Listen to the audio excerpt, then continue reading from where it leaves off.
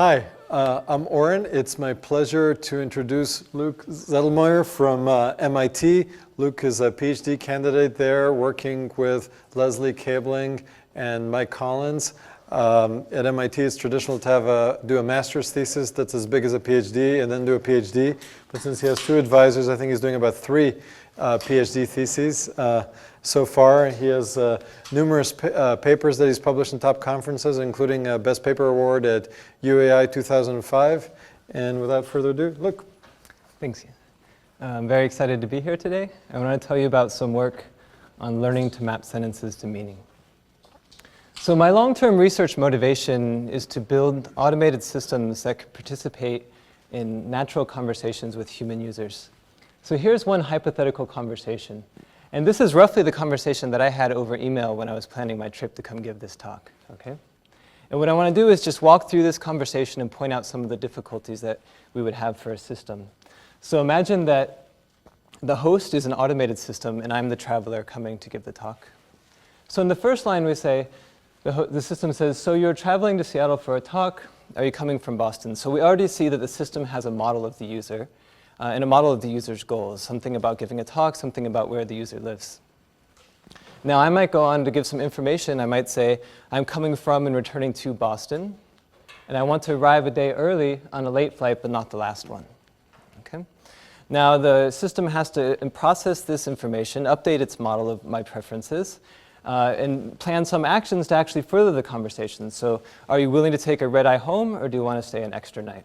I can answer the question.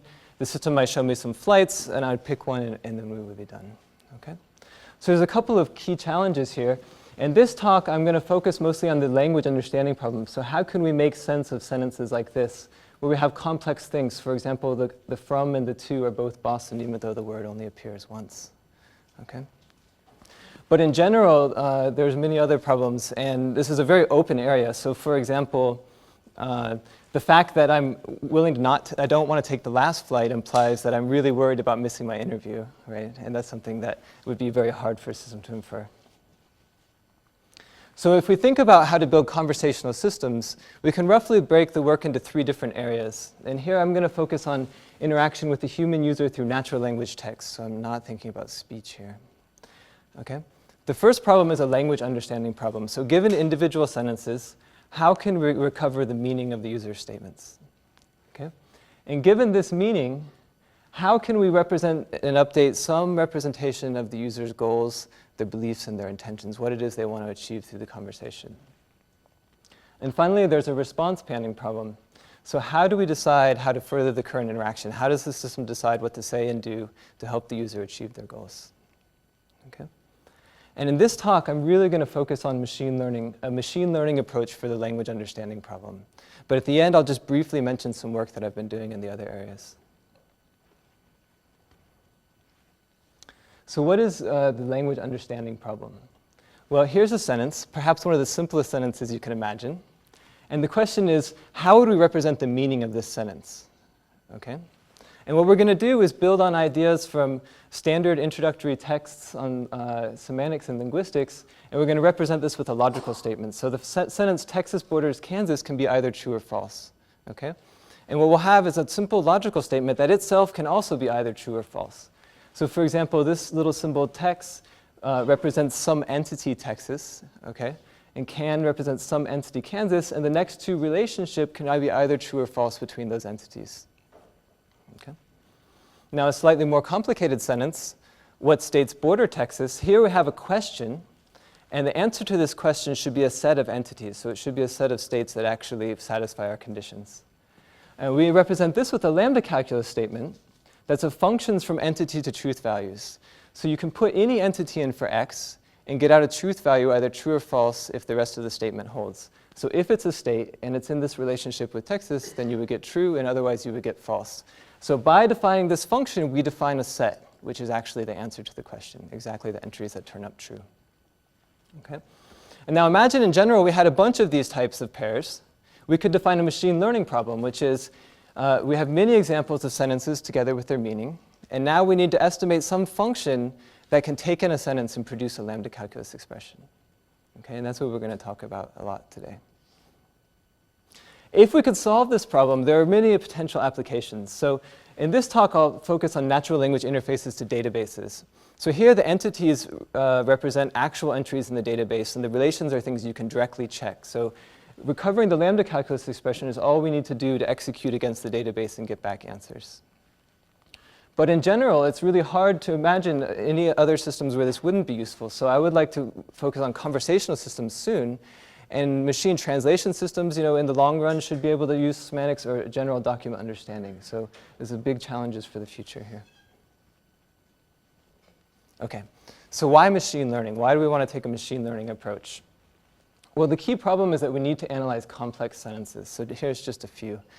We can have things like direct and connecting to either San Francisco or Oakland, and say, where does Delta fly that America doesn't, and so forth. So we have some complex structure. And I'm not actually showing you the Lambda calculus here, but it's all well defined. And traditional approaches have required large hand engineering efforts. So in the 90s, there were huge efforts with large teams spending years building systems to analyze sentences like that. And in a machine learning approach, the key idea is that we need some training data, and that's going to cost us to annotate. But we're going to make an effort to minimize that effort, and then we're going to develop general techniques that apply to that data across different domains. Okay. So let's talk a little bit more about the machine learning problem and exactly some of the challenges. So the type of machine learning problem we're looking at here is where we have input set x and output set y. We have examples from these sets, and we need to actually find a function that maps x to y. Right? So a very simple example of this would be binary classification, where there's been a lot of work. X is in d-dimensional vector of reals, and y is either +1 or -1. Okay? But for contrast, in this talk, x is a whole sentence, and y is this arbitrary Lambda calculus expression. Right? So this is, I think, a significantly more challenging input-output space, where the outputs have this rich Lambda calculus structure. Right? And a second problem is to think, how do we go about learning this? So one traditional approach that we know how to handle is if we had some full annotation of how to do the semantic analysis. So that might look something like this. And don't worry about unpacking this, but we'll get into the details as the talk proceeds. But what you might imagine doing is for every single training example going through and writing out this whole tree in all its glory with all the details, OK? And that would take a lot of effort, and that would be very expensive to actually do. In contrast, we only assume this final meaning. All of the decisions that went into how to build it and how to associate meanings with the individual words are hidden and have to be recovered during learning. Okay? So just to make that a little clearer, for each sentence, we only have the final meaning. And then we have the big question mark of how to recover the rest. Okay? So that's the basic setup. And now what I have to do is spend a little bit of time on background to talk about, get you through all the information so we can understand the tree I just showed you and how we're going to do this mapping. And then I'll go through an algorithm and two extensions.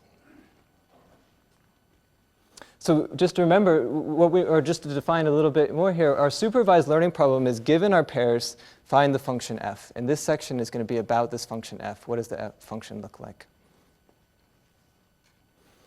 And the basic idea is an old idea, and that's compositional semantics. So we're going to take some sentence, and we're going to do some sequence of operations to it, and we're going to produce out a meaning. Okay? And the key idea here is that what we're going to have to do is associate meanings with the individual words and phrases, and then figure out how to combine those meanings such that we get the appropriate result in the end. Okay? So here, the Mississippi is some constant entity representing the Mississippi River. And similarly for Texas. And traverses is a function that takes two arguments and tests some condition on them. Okay? And that's roughly what we would expect for a verb. So now to actually put together the meaning, what we're going to have to do is satisfy those arguments for the verb. So for example, the first step we might do is take this x argument and just substitute in the constant text. Okay? If we did that, we would start to build a tree where we satisfied one of the arguments, but we have one left. And similarly, we can continue on, filling another argument, and we would get out the correct meaning. Okay? But what I've shown you here is really only about meaning. It's only about semantics. And in particular, there's nothing on this slide that tells us the correct way to put together the pieces. Okay? So for example, there's no reason here that I couldn't have put Mississippi River in first for x and got out the wrong meaning. Okay?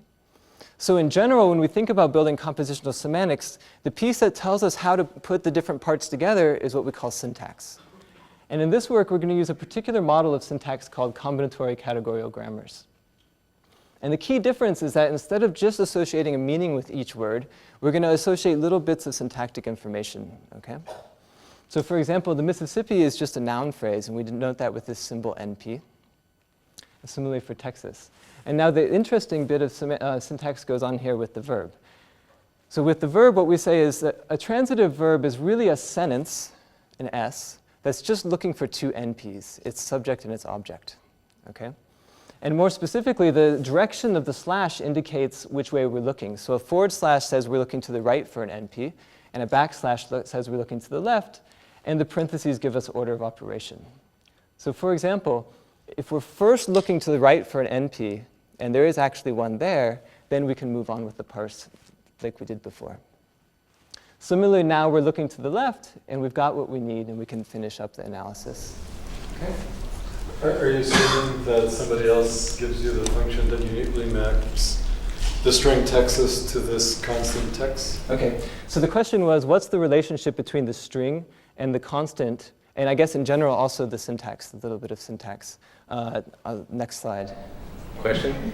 But this still doesn't say that when you get the NP on the right, it's going to be X and not Y. Okay, so I didn't show you the actual rule, but you basically always satisfy the outer arguments first. So I left out the formal details there. But when you do the semantics, you always, it's like Lisp function application. You satisfy the outer argument first.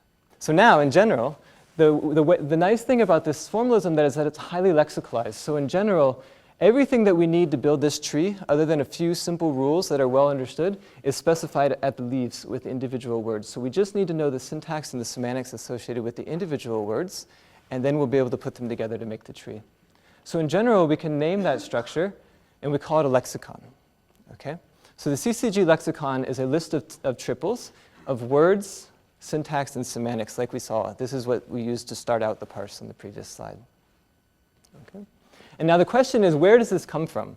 Well, this is one of the key learning tasks. We're going to automatically induce, given only sentences and their final meaning, a lexicon that allows us to do the parsing. So this is how we're going to deal with this hidden structure problem. Okay? Now, in general, the one nice thing of using a detailed linguistic formalism is that we can write down lexicons and learn lexicons that handle reasonably complex sentences. Okay? So what's going on here?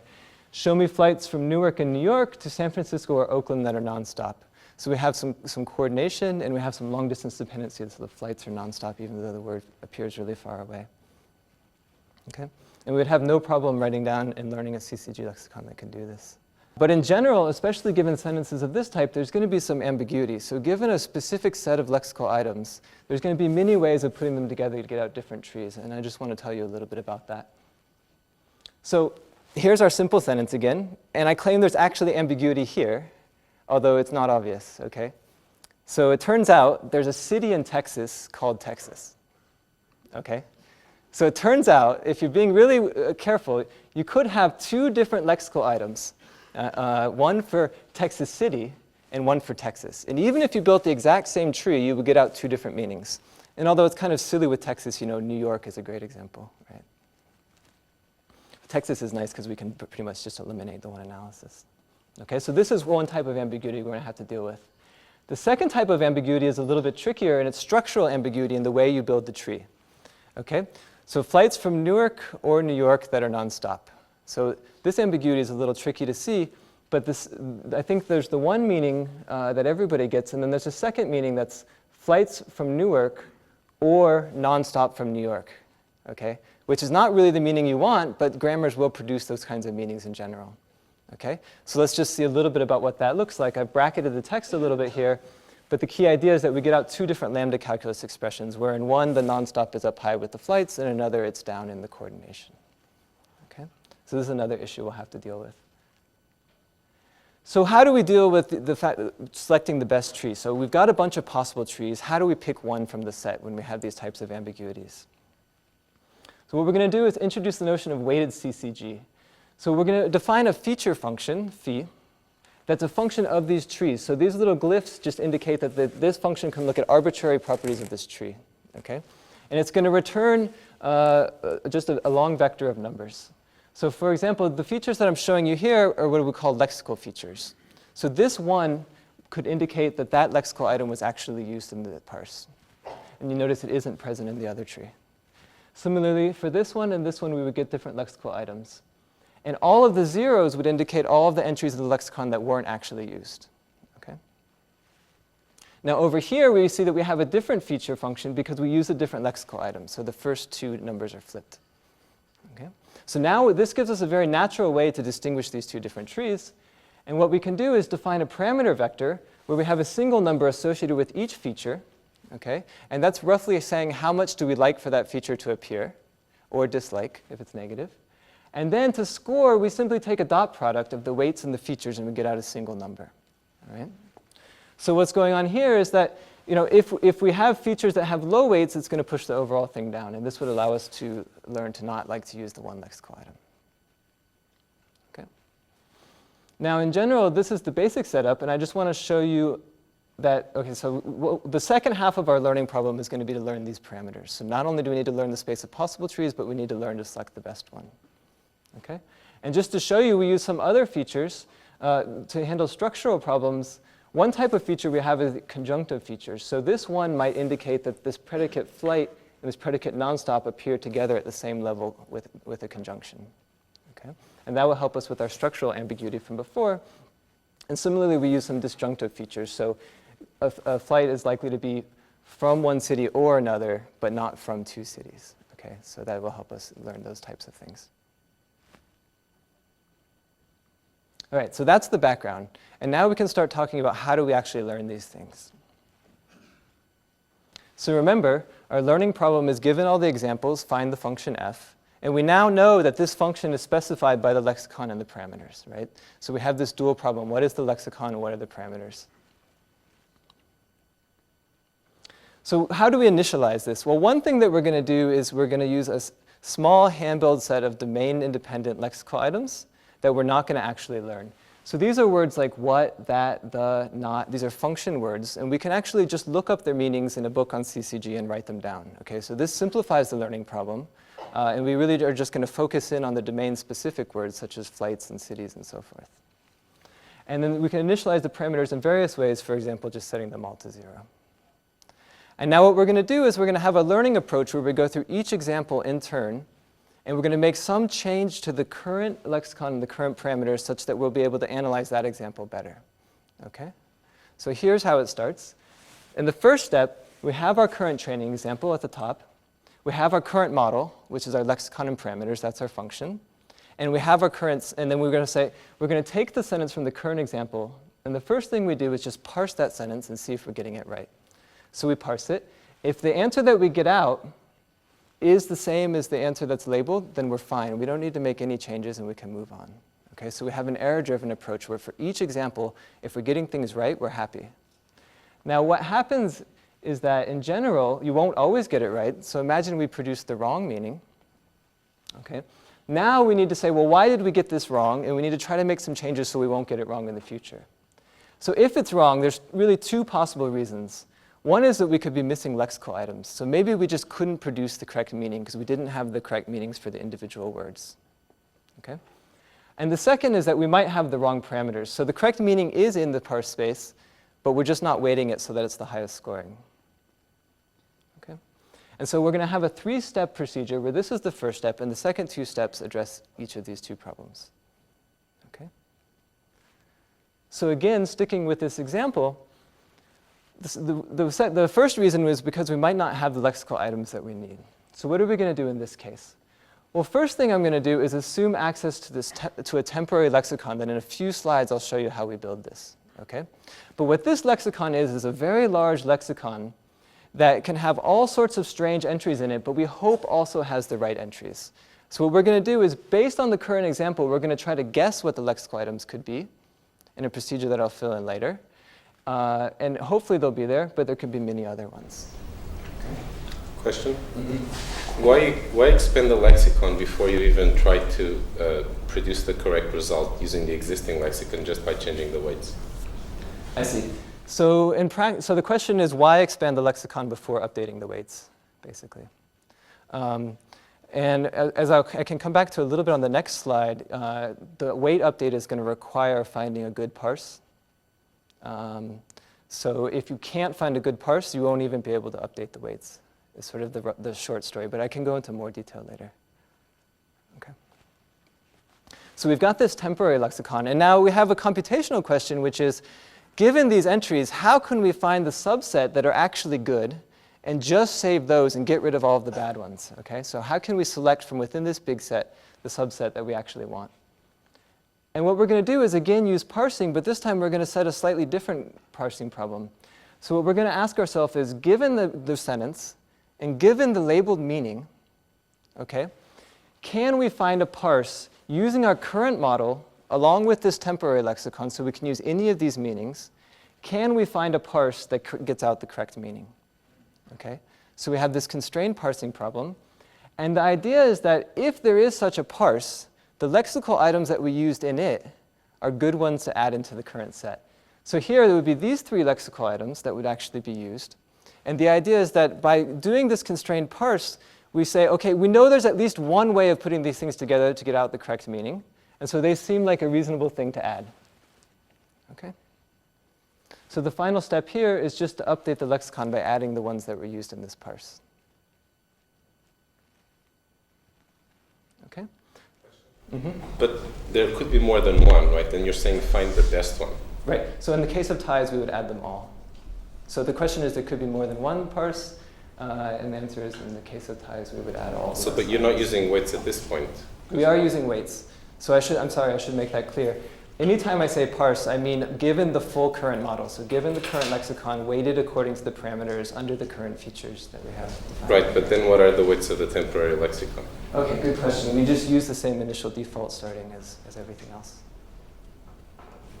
And how do you generate the temporary lexicon? It just has everything in the world? So the question is, how do you generate a temporary lexicon? And that's one of the things I'm going to get into in about 3 slides. So I apologize for making you wait on that. Okay? So now we have reason to believe that we have the lexical items that we need to produce the correct meaning. Okay? So in the third step, what we're going to do is just parse again and see if we're getting things right. Now, if we're getting things right, we've solved the problem and we can move on. But if we're getting things wrong, we now have reason to believe it's because the parameters are wrong. So we're not weighting the parses correctly. Okay? So what we're going to do is we're going to say, OK, we have this parse that's a bad parse. It got out the wrong meaning. Now what we need to do is find a parse that gives us the right meaning. This is actually the same parsing problem we just had on the last slide. Okay? So we've got the best tree that gives the wrong meaning and the best tree that gives the right meaning. And the question is, how can we update the parameters? So we just do a simple additive update. So what we do is we take the previous parameters and we add on the features associated with the correct parse, and we subtract off the features associated with the wrong parse. Okay, so what's the net effect of this? If you had some feature that appeared in the good tree but not the bad tree, its weight would go up. Right? If you have some feature similarly that appears in the bad tree but not the good tree, its weight would go down. Right? So it's going to push these trees in the right direction and give us the type of update that we need. Okay? So that's the full algorithm, except for the details of how we make the temporary lexicon. In practice, you make some small number of passes over the data, usually 4 or 5. That's the T. And for each example, we do these 3 steps, making changes as we go. And at the end, we output the model. Okay. So now, to give you all the details, I need to fill in exactly how we go about building this temporary lexicon. This is the last piece that's missing. So what we're going to do is take our training example and separate it into 2 pieces. We're going to think about the sentence independent of the meaning. Okay? And we're going to use independently these 2 pieces to guess what certain properties that the lexical items we want could have. So for example, one thing we might ask is, what are good words and phrases to associate with lexical items? Well, the sentence gives us a good clue.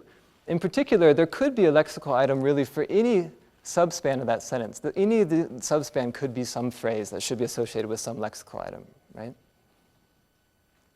Okay, so this is a pretty exhaustive way of figuring out what all the possible words might need to be. And remember, we don't mind if this set gets large, because we have a way that we've already talked about of pruning it down.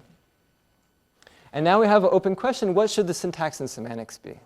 Okay, so how are we going to fill in those pieces? And we're going to do that based on the meaning. So if we look at this meaning here, we'll say, well, certain parts of this meaning must have come about certain ways.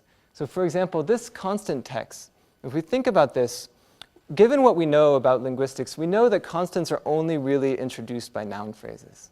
Okay? So if there's a constant here, in practice, or not only, but a good guess is that it came from a noun phrase that had that meaning. And again, we don't have to get it exactly right. We're allowed to guess here. But that's a good guess. And similarly for Kansas, we would also guess maybe a noun phrase produced that. Okay? Now finally, we have this predicate next to, and we'll say, well, two-place predicates like this often come from the type of verbs that we saw earlier. Okay? But in general, there is ambiguity. So these types of predicates can also be introduced by prepositions, which I haven't walked through, but that's another option. And they could also be introduced by passive verbs, which are basically the same thing as the normal verb, but the arguments come in a different order. Okay? So in general, we use 10 different rules like this, keying in on different aspects of the meaning and producing different possible pairs of syntax and semantics. And now the final result, all we have to do is take a cross product and we can get out the final set. Okay? So this is going to give us an exhaustive way of guessing. And what it actually looks like here is something like this, where we have Texas, borders, and Kansas paired sort of with everything, and even more phrases. But the key thing is that it does have the correct entries, even though it has a whole bunch of bad ones. Okay? So that's really the algorithm, and that's what we're going to use to build on for the rest of this talk. So we evaluated this approach in a geography domain that contains around 600 training examples, 280 tests, and compared to a state-of-the-art approach that requires a hand-engineered lexicon. So this was state-of-the-art at the time that this approach was done. So it's not exactly a direct comparison. And we're going to recover fully correct meaning, and we're going to say, how often do we do that? Quick question. Can you guarantee that your algorithm will correctly parse all the training data by the time it's done? Okay, that's a great question. So are there any guarantees that the algorithm can correctly parse all of the examples in the training? And the answer is there are no guarantees. And in fact, in practice, it doesn't. There are some complicated sentences that it doesn't parse. We could spend more effort to get it to the point where it did, but that was not really, we're not so concerned about getting every single one, but we're just trying to push performance. I mean, ultimately, that is the goal, though. Okay. So then as a result, what we see is a little improvement in accuracy, which is nice. But remember, we're requiring significantly less engineering effort. So we're solving actually a harder problem in the fact that we're actually inducing the lexicon along with estimating the parameters. Okay? And in general, here are some of the lexical items that are learned in this geography domain. And the key idea is that we're seeing these relationships we expect. So it's learning to associate rivers with river, population with population. It learns that major is an adjective. Okay? The largest is a quantification over size, while the highest is a quantification over elevation. And the fact that there's, for example, 2 different ways to say runs through and traverse. Right? So just to summarize this section of the talk, our key challenges were the fact that we have structured input and output, so we have these sentences and we need to map them to Lambda Calculus. And we don't have any annotation of the intermediate steps, all of the lexical induction that we had to do. And the solution was to use machine learning combined with this CCG, this detailed linguistic formalism, where we have this algorithm for the temporary lexicon that builds in our intuition about what different lexical items can be like, and we're able to incorporate it into an algorithm for efficiently pruning and finding the good set of lexical items. Okay. So now I'm just going to go through in less detail, 2 extensions of this algorithm to handle some issues that come up in practice. Okay.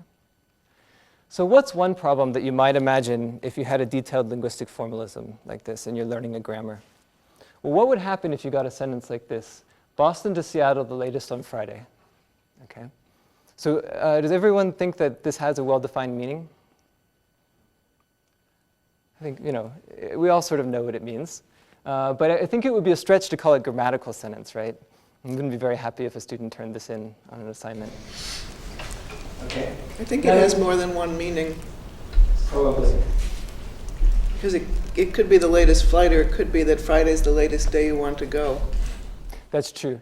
So it could have more than one meaning. I want to focus on the meaning that I want to go on Friday, the latest on the day of Friday. But good observation. Okay, so here's roughly what the lambda calculus should look like, some argmax over a set of flights based on their time. And the key challenge that we're going to talk about in this section is that these grammar-based approaches that I just described as being this great thing might not be robust to this kind of real-world output where the actual input, this real-world input where it is actually ungrammatical. Okay? So to understand a little more why this is a problem, let's look at a specific sentence. So this is basically the same sentence rewritten to be grammatical. Okay? So show me the latest flight from Boston to Seattle on Friday. All right? And what I've done here is just shown you a little bit of the syntax that would start the parse tree for the kinds of lexical items that we could have learned in the approach from the previous section. Okay? And the idea is that this would be able to go through and we would be able to get out the correct meaning. But when we look at this sentence, we see there's some serious problems. Okay, so if we wanted to learn those same lexical items, we wanted to use the same learning as before, we wouldn't be able to put together the pieces correctly, right? So these words still mean the same thing that they did, but they appear in a different order. For example, nobody's looking for this NP Boston out here on the left. And similarly, there's words missing. So the fact that there's no word from in the Boston to Seattle construction, right? So we need to be able to have some way of dealing with relaxed word order and some way of dealing with missing words. Okay? And the key idea is that we can just relax the grammar. So we're going to build parses even though the grammar tells us we shouldn't be able to.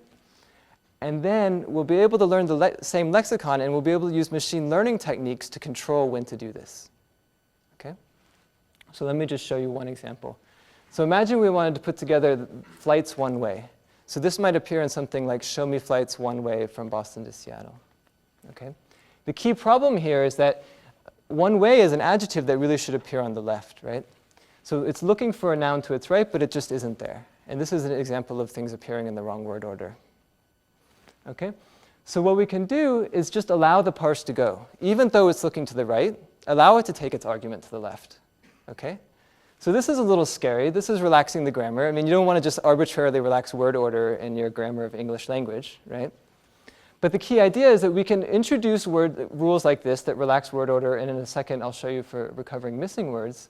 And then we can introduce features into our parsing model that test when these new operations are used. Okay? So now we'll know when these operations are used, and we can learn to penalize their use such that we only use them if strictly necessary. Okay? So that's what's going to actually happen in practice. So just to show you one more example, here's how we deal with missing words. So you might have something like flights Boston to Seattle, where the word from is basically just missing. If we tried to parse this with our lexical items, we would get to something like this. And again, we have this problem that there's no way to put together the pieces. So what we can allow ourselves to do is what's called a type raising operation, where we basically just do a unary parse, and we produce the result that would have been there if the word from had appeared. Okay, so we're basically just hypothesizing that the word from was there. And if we allow ourselves to take this step, we can put together the rest of the tree and get out the correct meaning. So now we've seen examples where we've changed word order and we've introduced missing words. And here's the example of what the parse tree would look like for our full sentence. Okay? And again, the key idea is that we check when these different operations are done, and we learn to penalize their use so that we prefer not to do it. And the nice thing about the learning approach that I showed you in the first section is that we can reuse the same exact learning algorithm. Okay? So the only thing I did was change the way the parser works. So in each of the different places where we had to do parsing operations, we have more features and we use different rules, but otherwise we can do exact same learning approach. Question? But exactly what features of the parse tree do you allow? I mean, you can't have arbitrary conjunctions of everything or disjunctions because it will be too many. Right? That's correct. So the question is exactly what are the constraints on the features in the parse tree, and I think I'll even say a little more than the question, to make sure that you can parse tractably, I think is basically the question, right?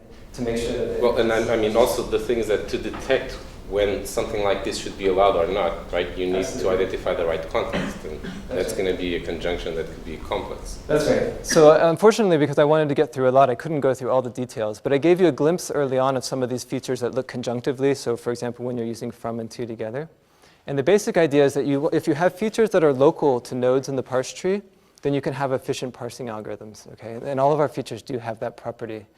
And maybe we can talk more about features at the end. But the basic idea is there are restrictions, but they're not too onerous, and they do allow us to get out these kinds of analysis. Okay. So now we did another evaluation. In this case, it's in a travel planning database queries. We have a much larger data set, and we're comparing to a previous state-of-the-art approach that was a probabilistic push-down automata with EM learning. Okay? And in this case, we're going to use a partial credit accuracy measure, which I'm not going to define formally, but was introduced in the literature. So what we see here is a real improvement in accuracy. So we have about half the error rate. Okay? So we're able to move from 90% to almost 96%. But the key idea, at least from our perspective, is that these extensions really are necessary. So if we tried to do our grammar learning approach from before on this domain without these extensions, we would do significantly worse. Okay? So we actually are able to make relaxations and get a state-of-the-art approach, even with a detailed linguistic formalism. Okay? So just to summarize this section of the talk, we have this new challenge of making these linguistic formalisms work with this real-world input, but we can relax the grammar and learn how to appropriately put the pieces together. I'm sorry, you talk about accuracy. Can you just repeat what exactly do you mean by accuracy? Complete, correct prediction? Okay, sorry. So for this evaluation on the previous slide, the accuracy measure is basically slot precision recall. So it's actually F measure, but it's slot. So what you do is you look at individual things like, did I get the from city right? Did I get the to city right? And you have a bunch of individual tests. And then based on that, you compute precision and recall on those sets, and you take the F measure. Okay. So now I want to talk you through just one more example, where again, we're going to see the same themes that we've been seeing all along. So here, the idea is that we're going to have situations like this, where not only do you see a single sentence, but you can see follow-up sentences. Okay? So you might say, show me flights from New York to Seattle, and then follow that up with list ones from Newark on Friday. Okay?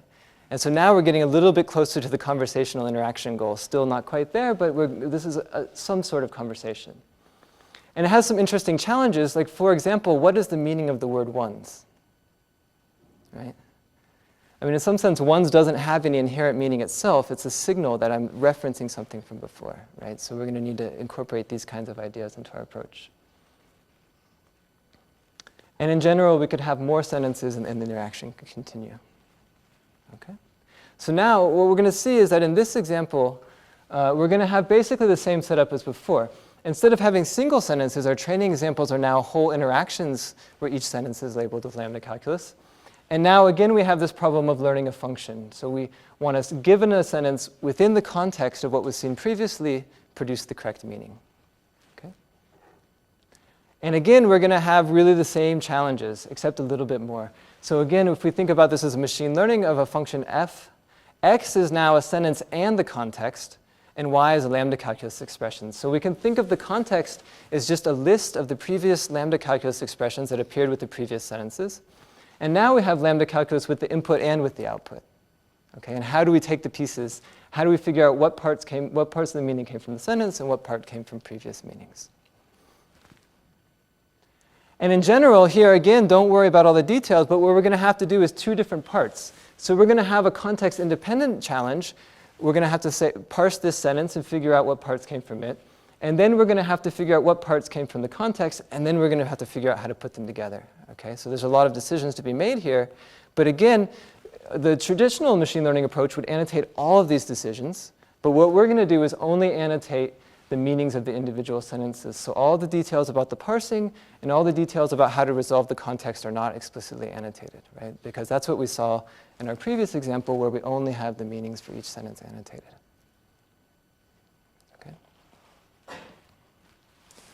Okay, so now what I want to do is just quickly walk you through some of the steps that are involved with this analysis, but I can't get into all the details.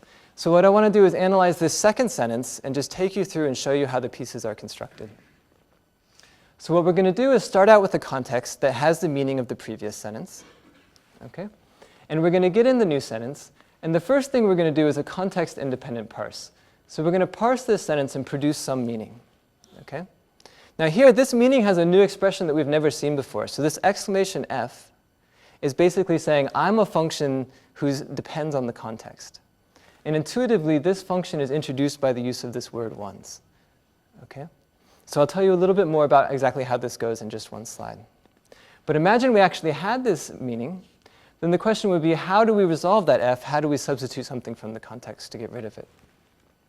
And so step 2, we actually take the context and select some function from it.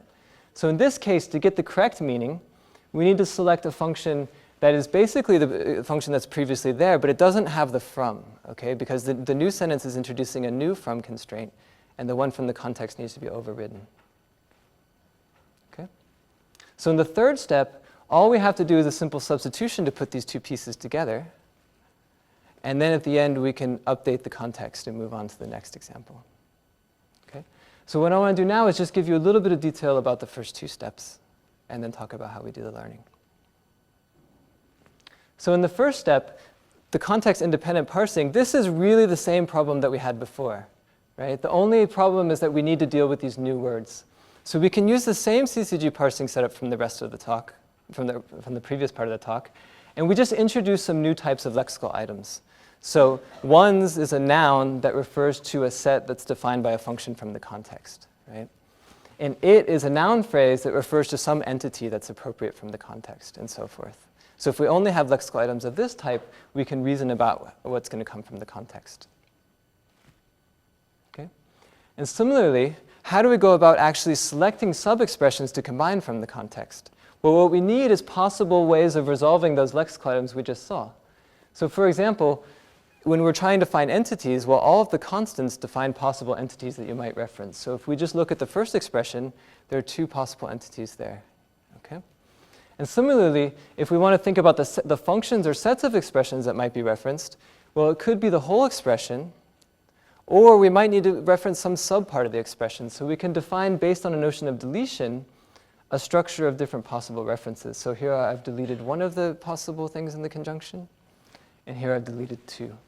And in general, we're going to have to make decisions about how to walk through this lattice-like structure and exactly which thing to select to do the substitution. Okay? Now, in general, we have this overall picture of how we do this derivation. And I've given you a little bit of details about the different steps. But the key idea is that this whole derivation is sort of like a parse that we saw before. So what we can do is, again, use the same exact setup. But now we're going to have features on complete derivations instead of features on parses. And we're going to compute scores for complete derivations. And anywhere in the algorithm before where we would have been doing a parse, we're now doing a full contextual analysis. Okay? So that's basically the setup. And in general, just to give you a glimpse, I can't really go into the features, but you will have, for example, proximity features that say we're more likely to refer to things that were recently introduced in the context. Right? So we evaluated this approach, again, on a travel database domain. We had around 400 training interactions and 125 tests. And we compared to a previous state-of-the-art approach. There's really not been that much work on this problem. And in particular, the best that people have done is to learn from the traditional setup that I was contrasting, which is to require full annotation of all the syntax, semantics, and context decisions. Okay? And here we're evaluating on recovering fully correct meanings.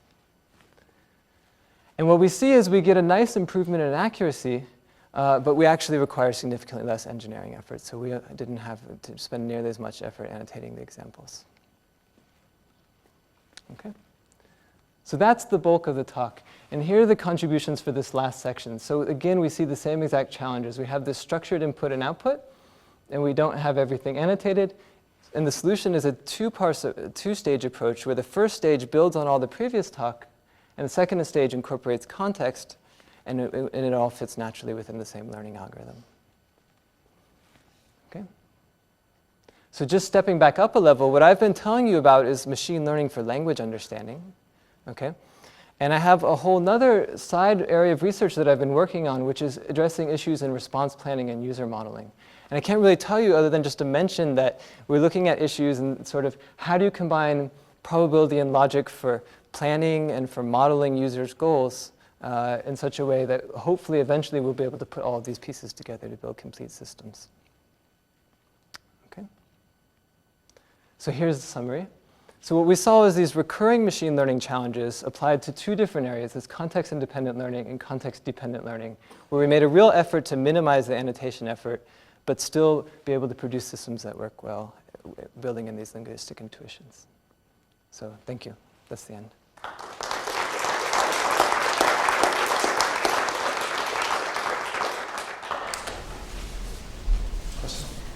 Yeah, so I was wondering about the learning part of it. So, I mean, so you use learning a lot in these slides, but there's basically one update rule, which is what you're calling, I think, the learning part. And so I wanted to know if you could tell us a little bit more about that update rule, why that's the right one. Are there alternatives that you could have used instead, and why this might be better? Okay, so that's a great question. So the question is, why is the update rule that's used in the learning the right one? You know, could there be other alternatives? So I guess first I just want to say that when I think about learning, I don't just think about learning as parameter estimation. Okay, so I think about learning as the whole problem of how do you get the lexicon and how do you update the parameters, okay? But focusing on the parameters, the update rule is a perceptron style update, okay, which has been really well studied in the literature and has really nice formal guarantees in the case where you don't have the hidden variables. Okay, so in the case where you don't have this hidden structure. So we're building on that and we're extending that. It also has some really nice computational advantages. So the idea is that all you need to be able to do is find these two trees and then you could do the update. So for example, you might imagine doing a maximum likelihood approach, but there you would have to compute certain normalization constants that would require summing over all possible trees. And that can be significantly more computationally expensive. Okay, so I think the advantages of this update is that it's very simple and it seems to work well in practice when people have used it across a range of different problems.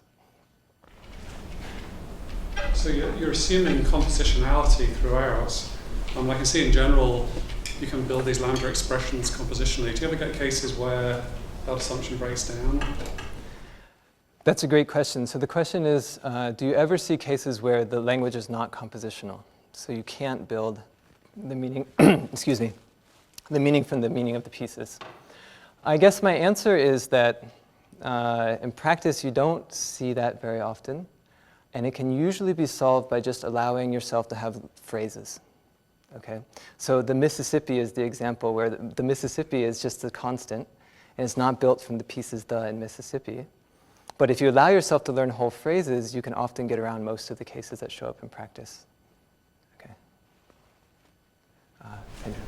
So Ray Mooney's group has done a lot of work in this area, and you very briefly mentioned one piece and said that this requires less engineering, but can you expand on that? Okay, that's a great question. So can I expand on the related work in Ray Mooney's group on these problems? So yes, so the idea is that they've worked on the geography domain that I showed in the first part. And so what I showed there was a comparison to what had been done at the time.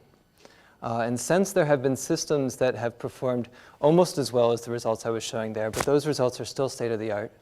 But I didn't want to go into the detail. There's been, I'd say, 8 or 10 systems that have looked at different ways of learning without the lexicon. So we sort of showed that it was possible to learn without having to engineer the lexicon, and other people have come up with other ways of doing it since then that have used a variety of different techniques. What would happen if instead of annotating the input with Lambda Calculus labels, you annotated it with the corresponding French? Oh, that's a great question. So the question is, what would happen if instead of passing in sentences with Lambda Calculus, you passed in English sentences with French sentences, and you tried to run the same approach?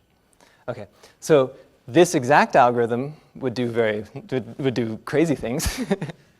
But you could certainly imagine some sort of similar approach to solving the machine translation problem.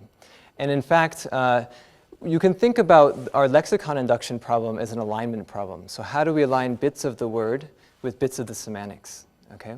And state-of-the-art approaches for machine translation actually solve that same problem, but they don't usually have formal Lambda calculus. So they'll say, how do we align phrases in English with phrases in French? And how do we pull that out and make what they call a phrase table, which is the analog of our lexicon? Okay?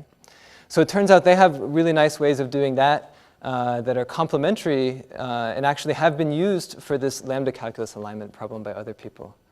Okay, so people have built on these techniques. So I guess the intuition is that there's really a lot of common things going on, but my approach is really how do you put together these formal bits of logic, and it would be completely unconstrained with the text as the output.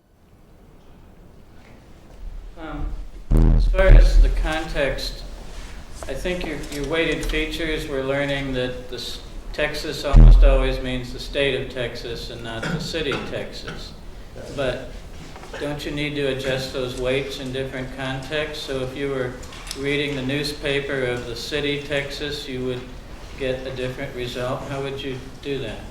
Okay, that's a great question. So the question is, really your weights should depend on the context in terms of the features. So for example, if you had some article that was actually about the city of Texas, how could you compensate for that? Okay? And I think the short answer is that you would need more features, basically. So there's this idea that you could model the context. So you could model the topic of whatever article you're reading, for example. And if you notice that the topic was actually about some particular city, then of course any analysis that uses that city in the semantics should get a higher weight. So the answer is that the features that I showed you here wouldn't do it, but it's pretty easy to design features that would. Okay? And you would just need a formal notion of the context. Doesn't that really explode the number of features and cause a lot more training data to be necessary? That's a great question.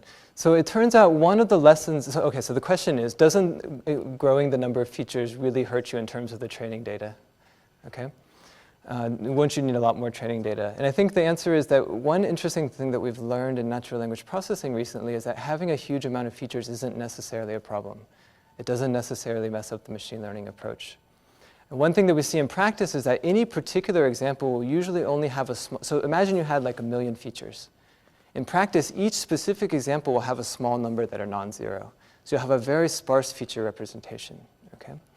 And in practice, that will help so that you won't overfit. So you will only update a small number of features each time you do an update in these online updates, and you tend to get out good hypotheses.